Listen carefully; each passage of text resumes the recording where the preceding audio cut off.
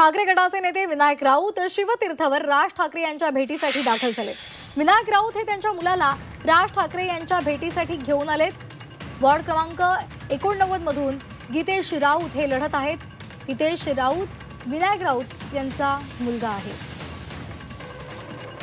Ward क्रमांक 89 मधून गीतेश राऊत हे निवडणुकीच्या रिंगणामध्ये उतरलेले आहेत आणि त्यामुळे विनायक राऊत हे शिवतीर्थावर पोहोचलेले आहेत।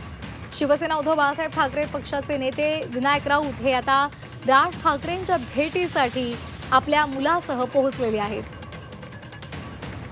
तर वॉर्ड क्रमांक 89 मधून ते निवडणुकीच्या रिंगणामध्ये उतरलेले आहेत आणि म्हणून विनायक राऊत आपल्या मुलासह शिवतीर्थावर पोहोचलेले आहेत। सीमा आढे आपल्या प्रतिनिधी आपल्यासोबत जोडल्या गेलेले आहेत। तर सीमा, विनायक राऊत आता शिवतीर्थावर पोहोचलेले आहेत, त्यांच्यासोबत त्यांचे पुत्र सुद्धा आहेत जे निवडणुकीच्या रिंगणामध्ये उतरले। नक्कीच आपल्याला माहिती आहे की ठाकरे बंधूंची सध्या युती जाहीर झालेली आहे आणि एकमेकांचे जे कार्यकर्ते आहेत ते पक्षप्रमुखांना भेटताना आपल्याला पाहायला मिळत आहेत।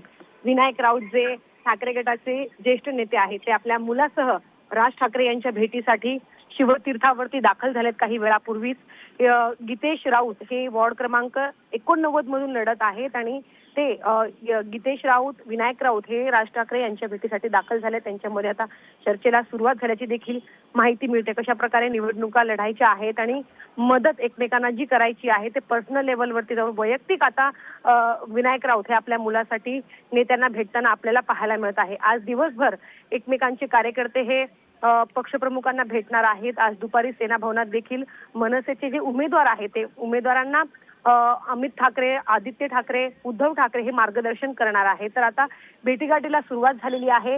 आपापल्या मतदारसंघांमध्ये जे गणित आहे, राजकीय गणित आहे, तर मतदारांचं जे गणित आहे ते सध्या त्या संदर्भात चर्चा करताना हे उमेदवार जे आहेत ते पाहायला मिळतात आणि आपल्या मुलासह गीतेश राऊत यांना घेऊन विनायक राऊत हे शिवतीर्थावर दाखल झाले आणि त्या वॉर्ड संदर्भात या भेटीमध्ये चर्चा होणार असल्याची माहिती मिळते। धन्यवाद दिलेल्या सविस्तर माहितीसाठी।